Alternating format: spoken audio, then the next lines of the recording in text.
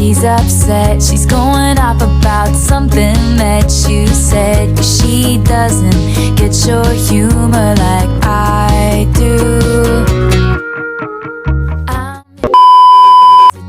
Minasan konnichiwa. Halo teman-teman semuanya, kembali lagi bersama aku Zahra Maulaya. Di video kali ini aku akan membahas tentang perbandingan pendidikan antara masa Orde Baru dengan masa sekarang. Tapi sebelum kita membahas perbandingan pendidikan antara Orde Baru dan sekarang, kita cari tahu dulu yuk apa itu pendidikan dan seberapa penting sih pendidikan itu sampai harus dibahas dan dibandingkan. Menurut Ki Hajar Dewantara, sang bapak pendidikan, pendidikan merupakan salah satu usaha pokok untuk memberikan nilai-nilai kebatinan yang ada dalam hidup rakyat yang berkebudayaan kepada tiap-tiap turunan baru. Tidak hanya berupa pemeliharaan, akan tetapi juga dengan maksud memajukan serta memperkembangkan kebudayaan menuju ke arah keseluruhan hidup kemanusiaan.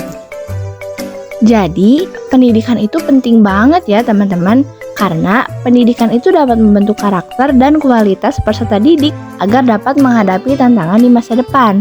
Pendidikan juga berfungsi sebagai pembentuk watak dan kemampuan kita, mengembangkan keterampilan, dan mencerdaskan kehidupan bangsa. Pemerintah terus berupaya untuk meningkatkan pendidikan di Indonesia, salah satunya dari pasal 20 ayat 1 dan 2 tahun 2003, bahwa setiap warga negara yang berusia 7 sampai dengan 15 tahun wajib mengikuti pendidikan dasar.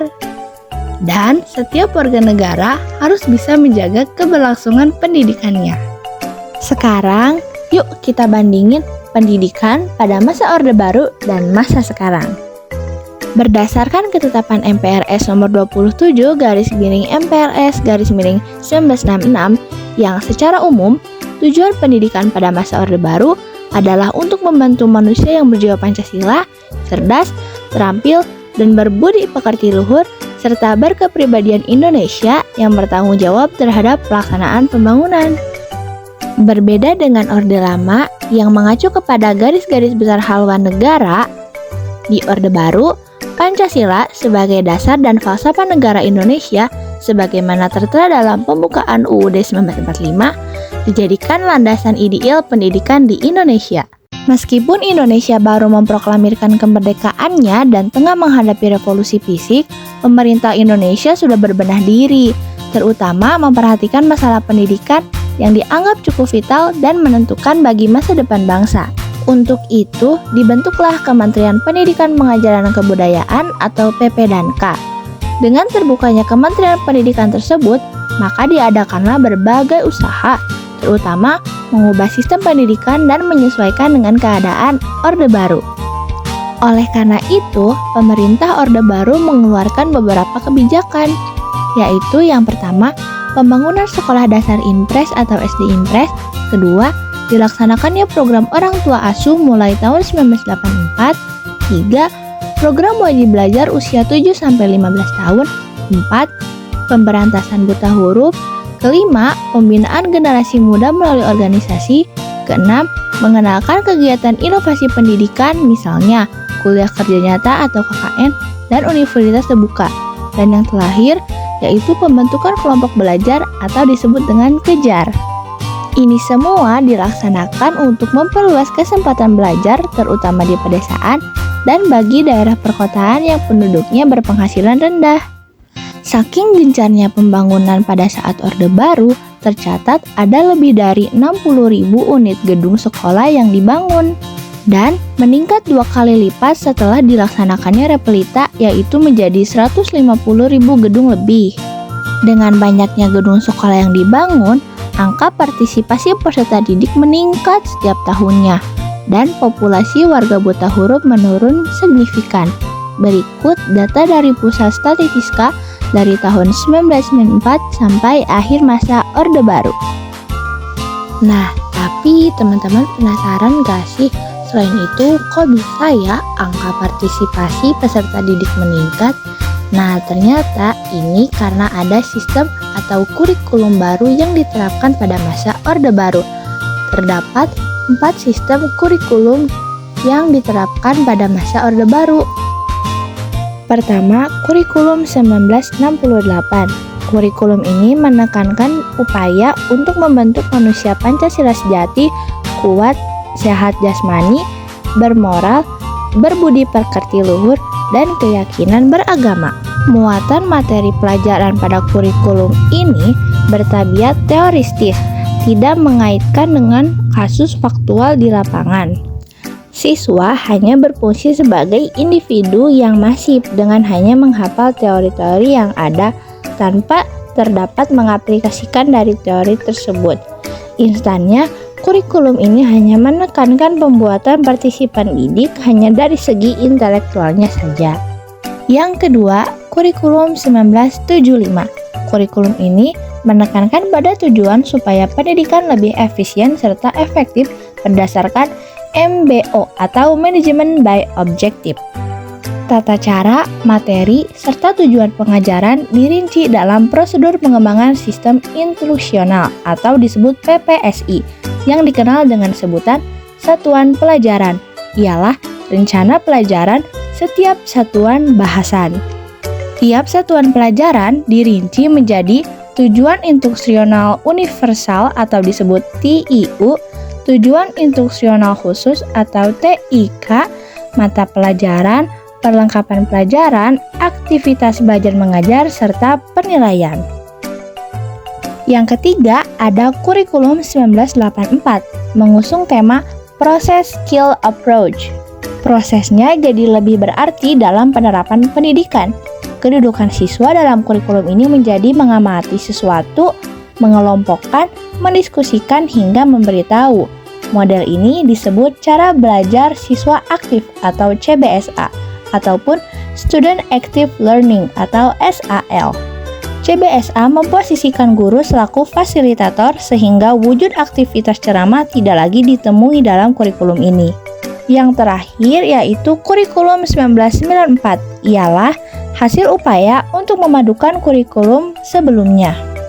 Pada kurikulum ini, wujud operasi kepada siswa mulai terjalin dengan beratnya beban belajar siswa dari muatan nasional hingga muatan lokal. Materi muatan lokal disesuaikan dengan kebutuhan daerah masing-masing. Bermacam kepentingan kelompok, masyarakat pula menekankan supaya isu-isu terpenting masuk dalam kurikulum. Kesimpulannya, kurikulum ini menjelma jadi kurikulum luar biasa padat. Kalau tadi kita udah bahas kurikulum, sekarang kita akan bahas tentang seragam sekolah yang digunakan pada masa Orde Baru. Ternyata, seragam sekolah yang saat ini kita gunakan adalah seragam sekolah yang digunakan pada zaman Orde Baru juga. Presiden Soeharto melalui surat keputusan yang dikeluarkan oleh Ditjen Pendidikan Dasar dan Menengah yang berisi tentang penggunaan seragam sekolah bagi para siswa, tepatnya pada 17 Maret 1982. SK tersebut bukan hanya berisi tentang penyeragaman pakaian sekolah, tetapi juga mengatur corak warna yang berlaku bagi tiap tingkatan sekolah di Indonesia. Naik ke tingkat yang lebih tinggi yaitu universitas, pada masa Orde Baru diterapkan beberapa sistem penerimaan bagi mahasiswa. Yang pertama ada Sekretariat Kerjasama antar 5 universitas atau SKALU, antara UI, ITB, IPB, UGM, dan Universitas Airlangga. Selanjutnya, pada 1979, ada Sekretariat Kerjasama antar 10 universitas atau SKASU. 5 dari SKALU ditambah Universitas Pajajaran, Undip, Universitas Brawijaya, ITS, dan Universitas Sumatera Utara. Pada 1983, terdapat sistem penerimaan mahasiswa baru atau SIPERMARU dan penelusuran minat dan kemampuan atau PMDK. Nah, itu tadi penjelasan mengenai pendidikan pada masa Orde Baru. Terus, gimana dong kalau masa sekarang? Udah pasti beda banget dong. Ya udah kalau gitu, yuk kita bahas mengenai pendidikan pada masa sekarang. Tapi, teman-teman tahu nggak sih kalau kualitas pendidikan di Indonesia saat ini itu terbilang rendah dan memerlukan perhatian lebih luas loh.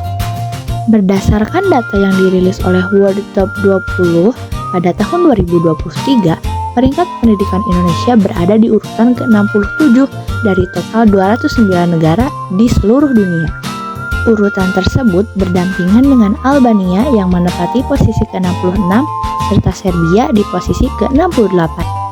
Peringkat tersebut dihasilkan dengan berdasar pada 5 tingkat pendidikan di Indonesia, yakni tingkat pendaftaran sekolah anak usia dini sebanyak 68%, tingkat penyelesaian sekolah dasar 100%, tingkat penyelesaian sekolah menengah 91,19%,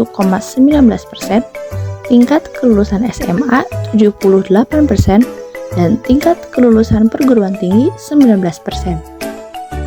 Nah, sekarang kita bahas tentang jenjang pendidikan di Indonesia. Yang pertama, ada pendidikan anak usia dini atau PAUD. Mengacu pada Undang-Undang Nomor 20 Tahun 2003, Pasal 1 Ayat 14 tentang Sistem Pendidikan Nasional, pendidikan anak usia dini adalah suatu upaya pembinaan yang ditujukan bagi anak sejak lahir sampai dengan usia 6 tahun, yang dilakukan melalui pemberian rangsangan pendidikan untuk membantu pertumbuhan dan perkembangan jasmani dan rohani agar anak memiliki kesiapan dan memasuki pendidikan lebih lanjut. Selanjutnya ada pendidikan dasar yang merupakan jenjang pendidikan awal selama 9 tahun, yaitu sekolah dasar selama 6 tahun dan sekolah menengah pertama atau SMP selama 3 tahun. Pendidikan dasar merupakan program wajib belajar yang sudah diterapkan dari masa Orde Baru. Selanjutnya ada pendidikan menengah dan pendidikan tinggi. Pendidikan menengah merupakan jenjang pendidikan setelah pendidikan dasar, yaitu ada sekolah menengah atas atau SMA dan sekolah menengah kejuruan atau SMK selama 3 tahun waktu tempuh pendidikannya.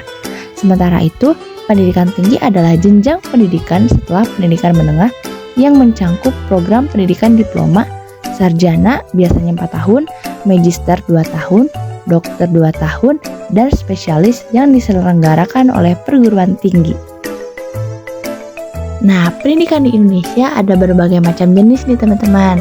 Yang pertama, ada pendidikan umum yang mengutamakan perluasan pengetahuan yang diperlukan oleh peserta didik untuk melanjutkan pendidikan ke jenjang yang lebih tinggi. Pendidikan umum ini biasanya seperti SD, SMP, dan SMA.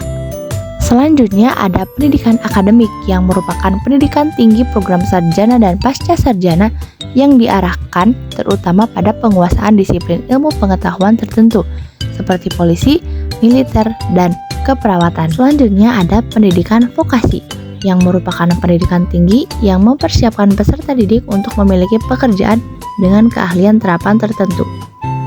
Lalu ada pendidikan keagamaan yang merupakan pendidikan dasar, menengah, dan tinggi yang mempersiapkan peserta didik untuk dapat menjalankan peranan yang menuntut penguasaan pengetahuan dan pengalaman terhadap ajaran agama. Dan yang terakhir ada pendidikan khusus yang merupakan penyelenggaraan pendidikan untuk peserta didik yang berkebutuhan khusus atau peserta didik yang memiliki kecerdasan luar biasa yang diselenggarakan secara inklusif atau berupa satuan pendidikan khusus pada tingkat pendidikan dasar dan menengah. Kurikulum di Indonesia pertama yang digunakan setelah Orde Baru yaitu ada kurikulum berbasis kompetensi atau kurikulum 2004. Yang kedua, ada kurikulum tingkat satuan pendidikan atau KTSP yang disebut juga dengan kurikulum 2006. Yang ketiga, ada kurikulum 2013 dan yang sekarang akan kita bahas dan bandingkan yaitu ada kurikulum Merdeka. Kurikulum Merdeka merupakan kurikulum dengan pembelajaran intrakurikuler yang beragam di mana konten akan lebih optimal agar peserta didik memiliki cukup waktu untuk mendalami konsep dan menguatkan kompetensi.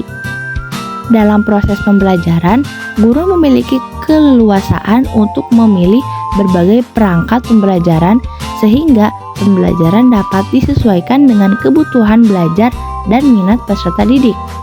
Inti dari kurikulum ini adalah merdeka belajar. Hal ini dikonsep agar siswa bisa mendalami minat dan bakatnya masing-masing. Konsep kurikulum merdeka belajar juga mengharuskan penggunaan teknologi sebagai alat bantu dalam proses belajar, seperti video belajar, e-book, serta platform pembelajaran online. Teknologi juga dapat digunakan sebagai sarana mengakses research atau sumber daya yang lebih luas agar informasi yang diperoleh peserta didik tidak terbatas hanya pada buku pembelajaran saja. Nah, kalau pas Orde Baru kita belajarnya cuma lewat buku tulis aja dan buku referensi lainnya, sekarang kita sudah bisa mengakses segala pembelajaran melalui platform online. Tentunya itu lebih efisien ya, tapi belum tentu semua yang ada di platform online itu benar. Jadi, sebagai pelajar yang bijak, kita harus bisa menyaring semua informasi yang kita dapatkan di internet. Selanjutnya ada karakteristik dari kurikulum merdeka. Karakteristiknya yaitu mendukung pemulihan pembelajaran, yakni pembelajaran berbasis proyek untuk pengembangan soft skill dan karakter sesuai profil pelajar Pancasila. Yang kedua, fokus pada materi esensial sehingga ada waktu cukup untuk pembelajaran yang mendalam bagi kompetensi dasar seperti literasi dan numerasi. Dan yang terakhir, ada fleksibilitas bagi guru untuk melakukan pembelajaran yang terdiferensiasi sesuai dengan kemampuan peserta didik dan melakukan penyesuaian dengan konteks dan muatan lokal. Selanjutnya, untuk jumlah gedung sekolah di Indonesia, bagi taman kanak-kanak ada sekitar 93.385 unit dengan 94,67% diantaranya TK swasta. Berikutnya ada sekolah dasar yaitu 148.975 unit. Kemudian madrasah ibtidaiyah sebanyak 26.503 unit dengan 93,54% diantaranya swasta. Untuk sekolah menengah pertama tercatat sebanyak 41.986 unit dengan 56,83% diantaranya dari SMP negeri. Adapun madrasah sanawiyah yakni ada 19.150 unit. Berikutnya ada sekolah menengah atas dengan jumlah 14.236 unit, sekolah menengah kejuruan sebanyak 14.265 unit, dan madrasah aliyah berjumlah 9.827 unit dengan 91,75% diantaranya swasta. Untuk pendidikan tinggi, di Pulau Jawa ada 1.477 unit, Sumatera 768 unit, Sulawesi 365 unit, Kalimantan 187 unit, Bali dan Nusa Tenggara 180 unit, dan Maluku juga Papua 130 unit. Jumlah ini ada sekitar 95,97% yang merupakan kampus swasta. Nah, itu tadi teman-teman mengenai perbedaan pendidikan pada masa Orde Baru dan masa sekarang. Terlihat sekali ya perbedaannya, karena zaman terus berubah, sehingga pendidikan pun akan terus mengikuti zaman. Karena pada dasarnya pendidikan memiliki tujuan yang sama, yaitu untuk mencerdaskan bangsa dan meraih cita-cita Indonesia. Untuk itu, sebagai pelajar yang bijak, kita harus bisa menggunakan teknologi sebaik mungkin agar dapat bermanfaat untuk masa depan kita. Segitu aja ya pemaparan dari aku. Mohon maaf apabila ada kesalahan dan kekurangan. Sampai jumpa di lain kesempatan. Jangan lupa di like, di share, dan di komen ya. Kalau boleh sih subscribe juga. Dadah.